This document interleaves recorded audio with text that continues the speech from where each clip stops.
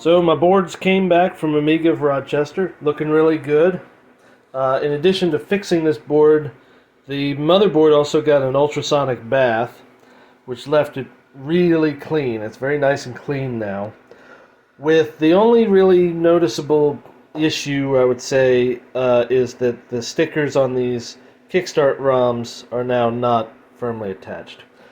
Not a big deal. Absolutely worth it to have the board cleaned. And I'm actually going to reuse them. They're EPROMs, and I'm going to burn the latest version of Kickstart at some point to those ROMs. So they also recapped. I have two of these daughter boards. They got those recapped. And to test this whole thing, well, first I'm going to test the board by itself. But as I reassemble, I want to make sure that both the daughter boards work still. And so to facilitate that, I've got a compact flash IDE for my temporary hard disk. And I've got, in addition to the CPU board, which is a pretty standard 3640, nothing special CPU board, I've got an Xsurf for Ethernet, and then I've got a Cybervision 643D, which is a board that I don't use in my other Amigas. It's just kind of a spare board, but I want to use both of these because they're both Zorro 3 cards that use some more advanced features like DMA and things like that. And then also this has a scan doubler flicker fixer that pulls from the video slot. And so I can test all the functionality on these daughter boards. So let's get to it. So Thomas over there at Amiga of Rochester really did a nice job cleaning up my audio circuitry here. And I've got this hooked up now to Amiga Test Kit. Was doing some memory testing. Let's give the audio a test here.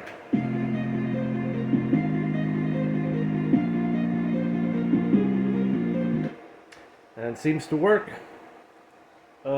Tested left and right channels. Everything's looking good. So I think we're ready to slap this machine back in its case. Like I say again, a big thank you to Amiga of Rochester for fixing this up for me. So we're beginning reassembly, right? As I've tested the base motherboard, and first thing I'm going to do is there's a plate here that goes on the mouse and joystick ports, and has a little cutout here for it in the case. And then I'm going to go ahead and reattach the screws to all of the ports except for this top one. And the reason for that is this top one gets screwed into the case here. See, so this is the serial port, and it's two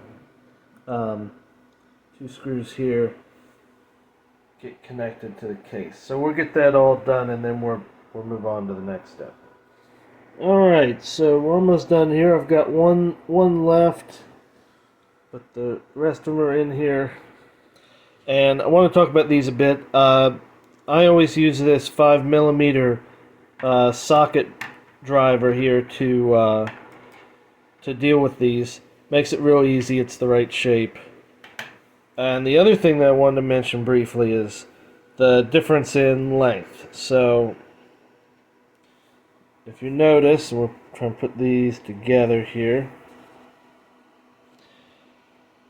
The short ones go with the mouse and joystick port, and the longer ones go with all the other ports.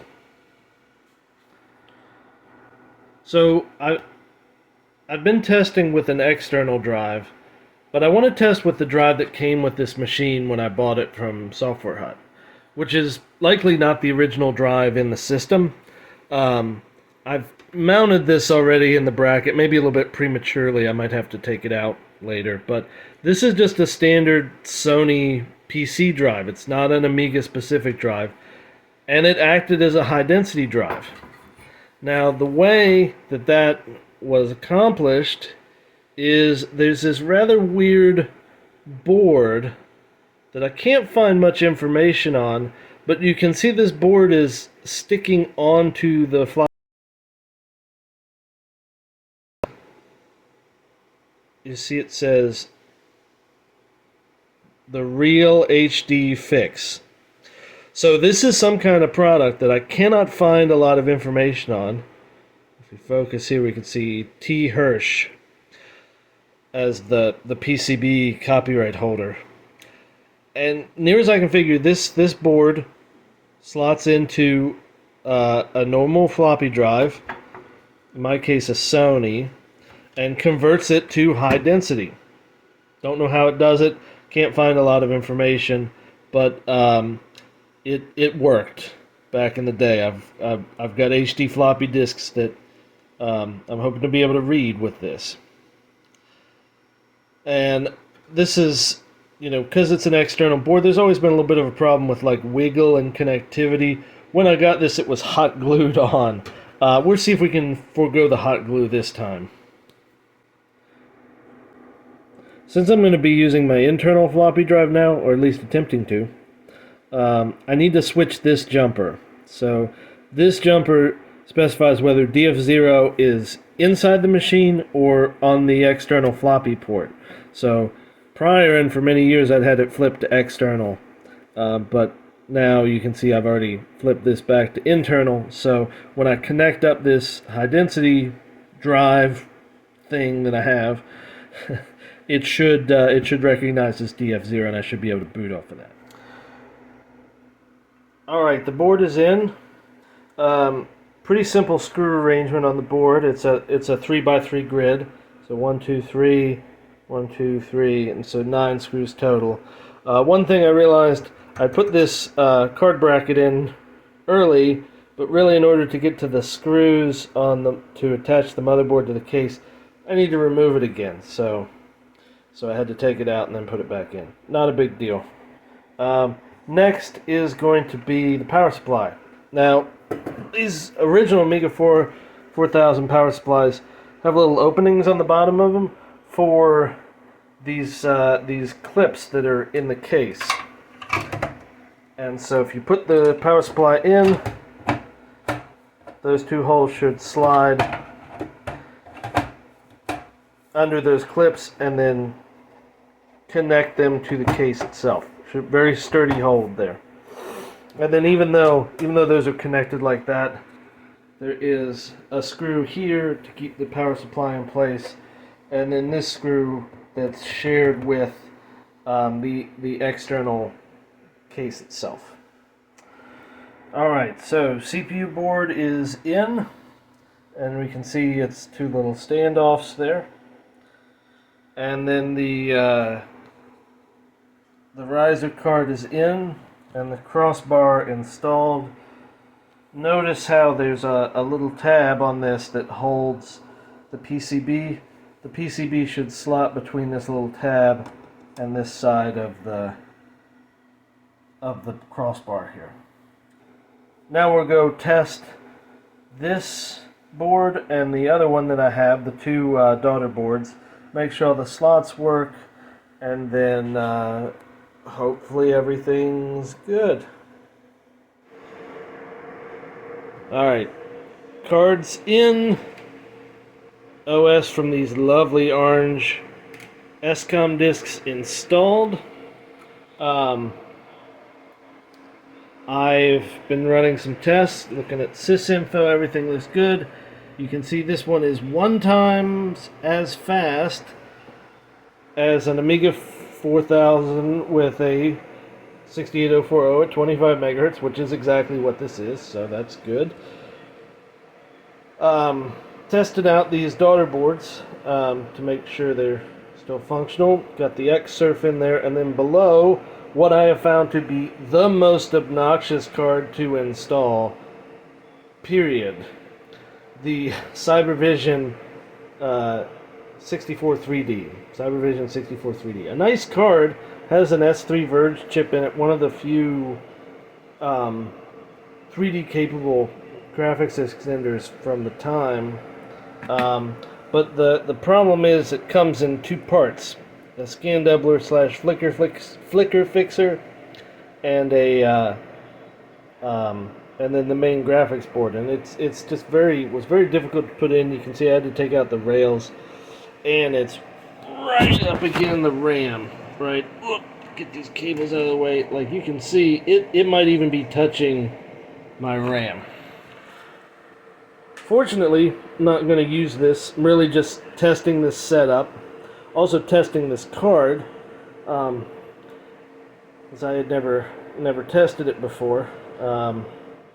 One of the things I'm doing here, since I don't have a CD-ROM drive attached, is I'm using the network card with a piece of software called Envoy, which really I should do a separate video about. Ooh, flicker, excuse me.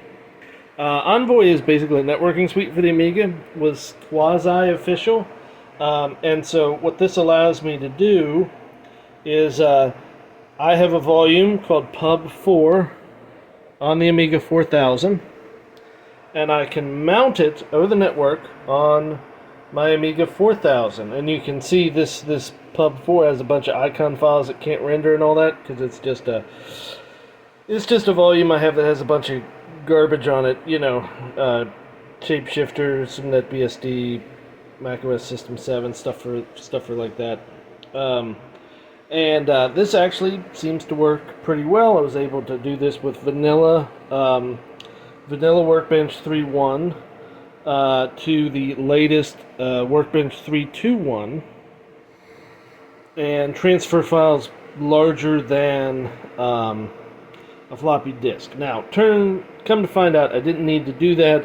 I could fit both, you know, the utilities that I really wanted onto one disk and not have to do so much. But it's a very nice test of the functionality of the Ethernet card.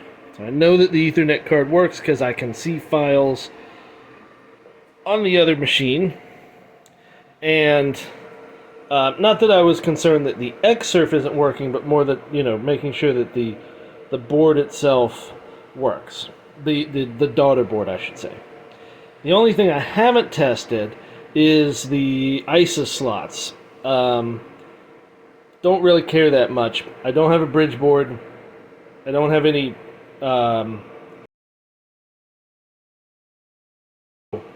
you know, for me, that would be a nice test to do functionally, but I can't do it, and I also just don't care that much.